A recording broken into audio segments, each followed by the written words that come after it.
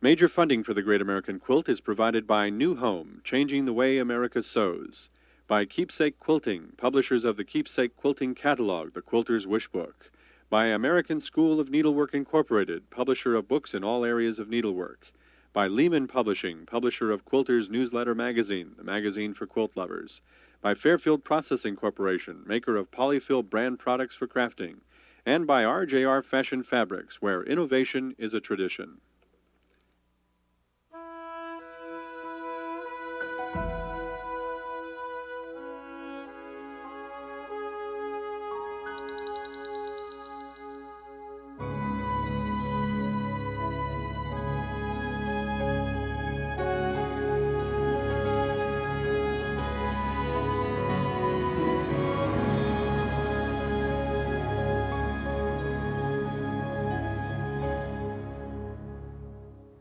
Hi, I'm glad you're back with us today. We're going to be talking about something that really interests me. I'm always interested in quilt design. Today we'll be talking about how some of the tools have really affected quilt design. We'll be talking about the sewing machine, something that most of us take for granted now, and the rotary cutter that Diana and Laura have been showing you how to use and are using in most of their blocks. And then we're even going to talk about the computer. You know, some of the old methods are still equally valid today, but a lot of you are very busy and are finding that some of these newer methods help you a lot.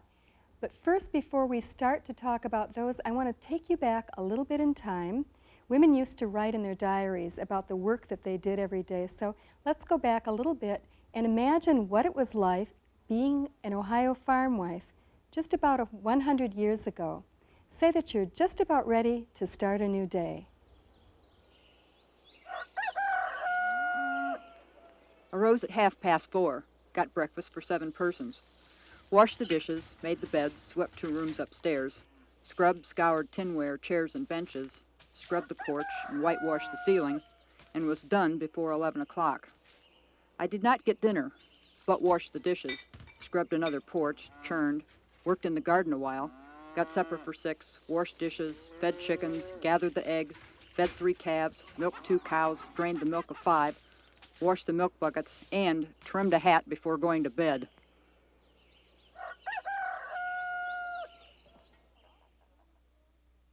Along with daily chores, there was always sewing to do. Remember, every bit of clothing was once made by hand. Fanny and I sewed ourselves sick.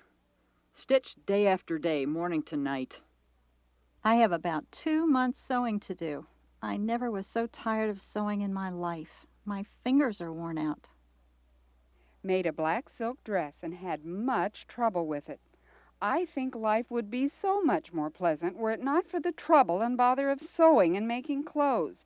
I do wish Mother Eve's style had always been in vogue. I wouldn't mind pinning a few leaves together, but oh, deliver me from the monotonous stitch from morning till night, and give rest for aching eyes, sore fingers, and the like. One woman even claimed to have counted the number of stitches that it took to sew a man's shirt by hand. Stitching the collar, 4 rows, 3,000 stitches. Sewing the ends, 500. Buttonholes and sewing on buttons, 150. Sewing the collar and gathering the neck, 1,204.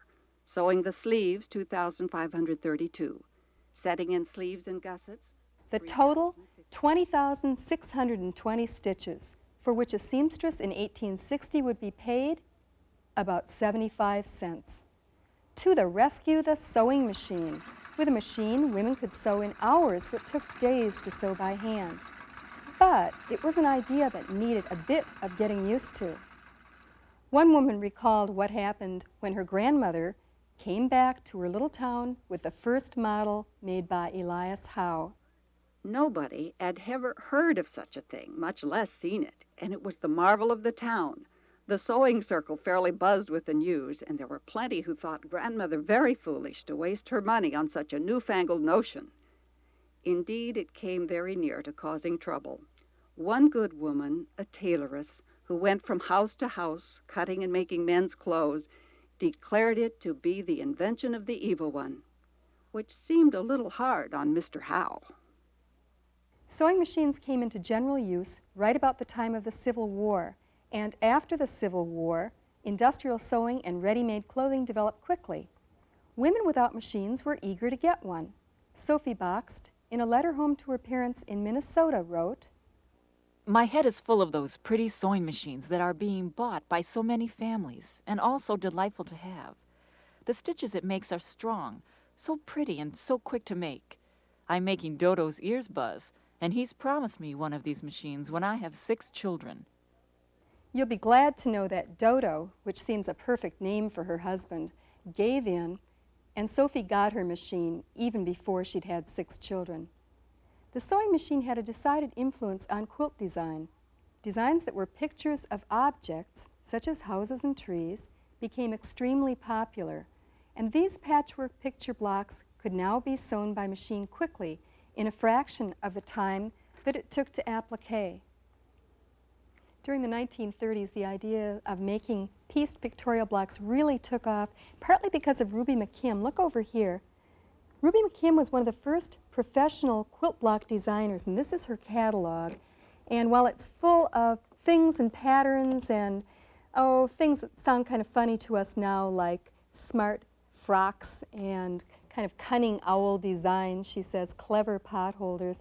Look at this. This is one of my favorite designs, all of her pieced flowers. Here's what the block looks like made up. I had Betty Schlichtenmeyer make up some of these for you. Over here is another one of her flowers. Look at this. This is the trumpet vine, and the trumpet vine in a block. These are so Art Deco looking that I think they're really wonderful even today. They're very, very classic. The block that is her honeymoon cottage really kind of reminds me of the block that Laura and Diana are going to show you. It's the Madison House. Be sure and have a paper and pencil because they'll be giving you lots of dimensions. Laura, I found the roof fabric. We can now make 25 blocks for our Madison House quilt Great. today. We're ready to go. We're ready. The Madison House block is the one that we'll be covering today, and this is Charlene Nelson's Madison House block. And we want to show you step by step how to construct this quilt. The Madison House block is one of our own original designs, and if you like making house patterns and folk art, I think you'll really just have a good time with this block. This is just pure fun. It is. It's a good time. Today we're going to show you just how easy it is to make this block, and we're going to give you all of the individual shapes and the sizes in which are needed to make them. And then we've broken the block down into 5 rows. Then we've got several quilts here to share. Oh, yes. Lots of quilts to share for you. So we have a full lesson planned. Let's take a look now at the templates, and you can see that in row 1 you need to cut from the sky fabric 2 2.5 inch by 3.5 inch pieces. You'll also need 1 2.5 by 4.5 inch piece, and there are 2 chimneys in this row. Each of them are cut 1.5 by 2.5 inches. Now take a look here at the row. I've broken down all of the individual shapes in the order in which I'm going to sew them together. Can you see here how they've been joined? And I've remembered to press the seams in the direction of the dark fabric, which in this case are the chimneys. And row 2 is the roof. The roof. It's your favorite roof fabric, I know, Diana. I love this. The roof is cut 3.5 inches by 12.5 inches. And then you need 2 pieces for the sky. These are each cut 3.5 inch squares. Now I know you're saying squares, these are triangles. Well, they are, but we have a real exciting way to show you how to put this together without having to cut any triangles. In fact, take a look here.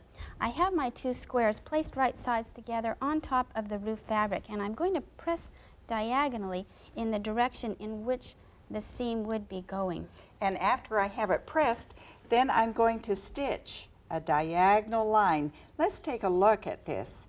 See my square on top of my roof here, and then I will stitch, press, and then I'm going to cut these 2 triangles off, and you will see what you have here. I just love this method. I think it's the best. Well, it's very accurate, and then they can line up their chimney. That's right. Row 3 is the house front and the window section. Now from the window fabric, you'll need to cut one strip of fabric. We're going to use this method that we call the strip method. And Diana's got a sample here. As soon as she gets these down, we'll show you that you'll need one strip 1 7/8 by 13 inches from the window and 2 strips that are each cut 1 7/8 by 13 inches. This is constructed just exactly like we constructed the 9 patch using the strip method, in which light, dark, light are put together, and then we're going to cut this apart 3 inches, and we will repeat this, of course, 4 times for your window and roof. Row 3 also needs an upper door. Let's put the upper door yes, there. We've got to have this door. This one is cut 2 1/4 by 3 inches. And last, you need a little upper balcony. That upper balcony is cut, this is a little tiny one. This is 1 inch by 10 1/2. Okay, that completes your row 3. Take a look here. Can you see all of the individual pieces that make up row 3? I can simply join these together.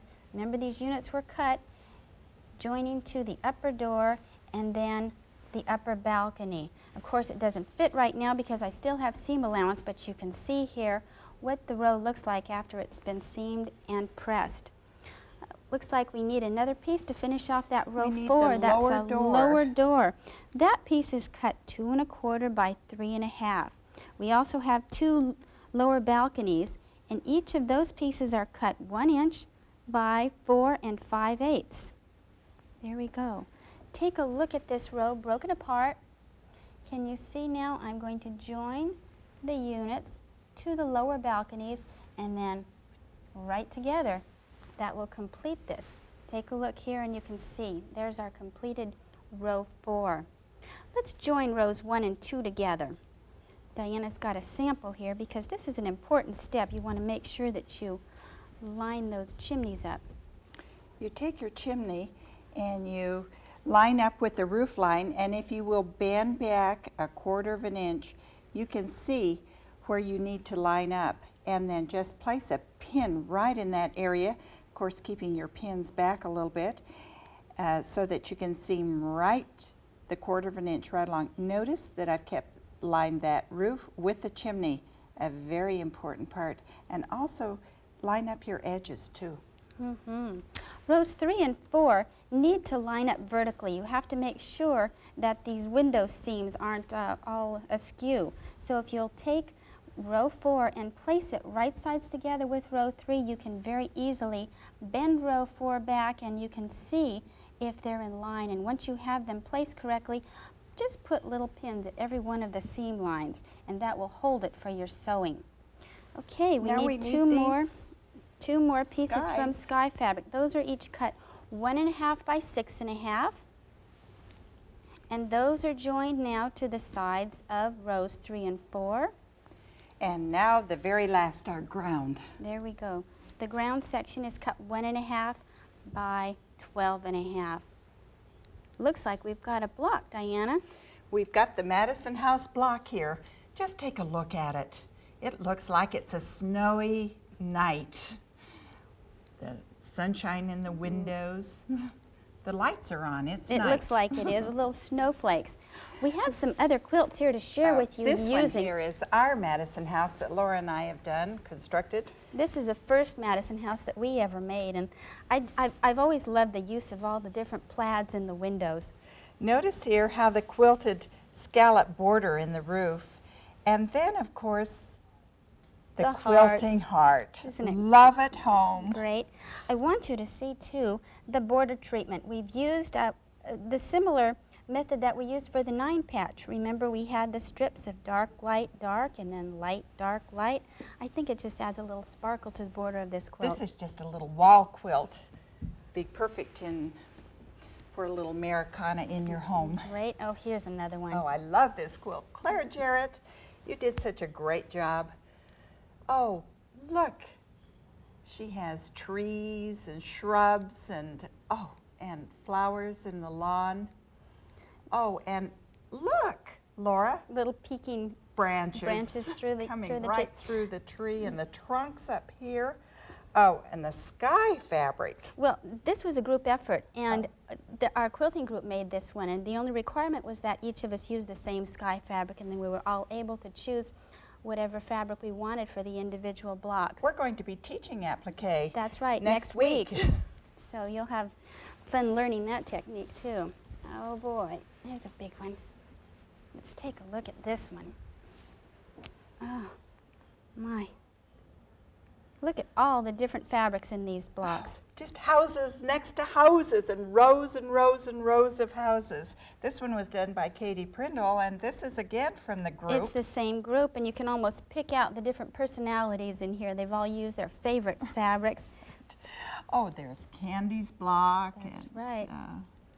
And oh. can you see here the stars that have been quilted right into the star fabric? A starry night. That's right. Oh, we hope And you'll this is have Katie's fun block. with this block. It's just been, we had Oh, fun yes. designing Yes, it. and I be was- sure and have lots of love at home.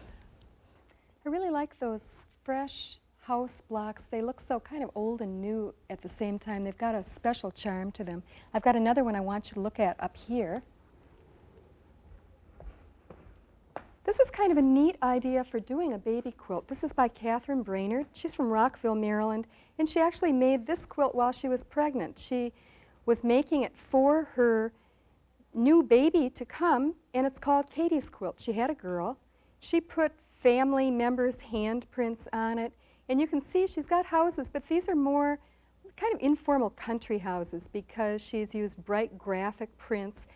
This is the kind of quilt a child would really like, but it's not too babyish. It's kind of bold and graphic. She does a lot with some really colorful prints in her quilts. I like her work a lot. Look at what a fun back. That's an idea. Just use some of the prints from the front, kind of a crazy quilt on the back. This is a gorgeous quilt by Lynn Piercy, who's from San Francisco. And you can see we've been talking about pieced flowers.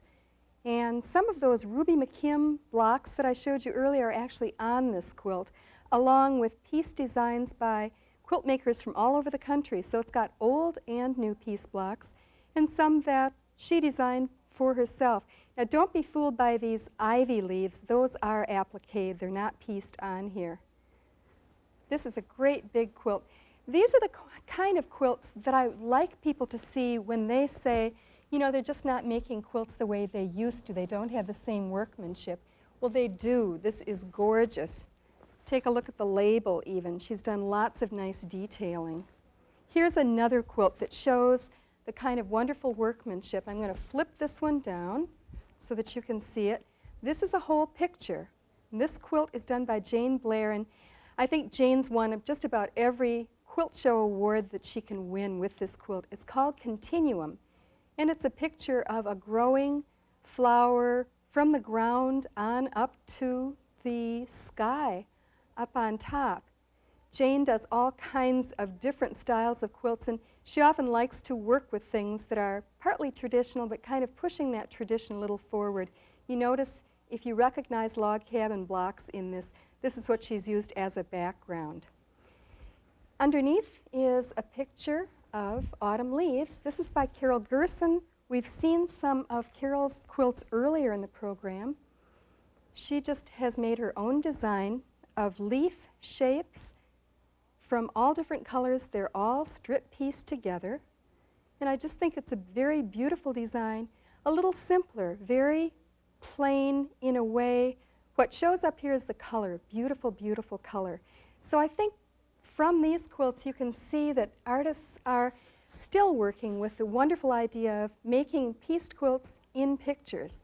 Now, I wanted to take a look with Rod at a way of dating a quilt with a sewing machine line. If it had sewing machine lines on it, perhaps you can date it to a certain period. And I think he's found something for me, and I'm not sure, but we'll see. Well, I thought maybe you'd find something with machine sewing dating a quilt, but you found me something else. I tried, but yes, I brought a quilt from my new book. Oh, good. And it's a quilt that my aunt had owned, and now I own it.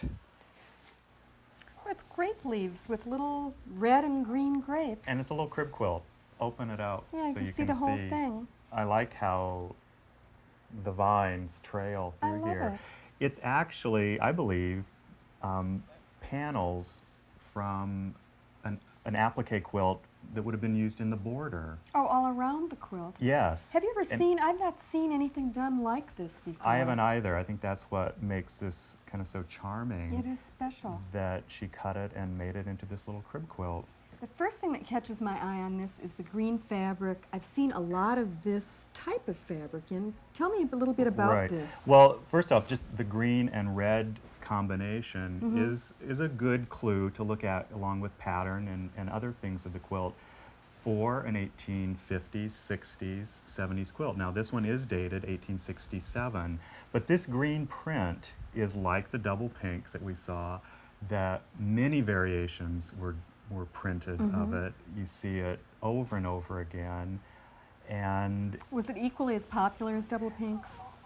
Almost, yeah. Yes. You see it, little pieces of it in quilts, or you see it, it was used so much for vines and leaves in applique quilts. I noticed this one here, this side seems a little faded. Is that sun damage? It got sun on it, on half of it, and it has faded. And also green was an unstable dye. It was hard for printers to get it until they... That's what I wanted to ask you about. Sometimes you see quilts and they have white leaves or they have tan leaves. Are they faded or were they intended to be like that? Or can't you tell? It's hard to tell. Yeah. Some of it was fabric, unstable dyes, reds and greens that faded to that tan.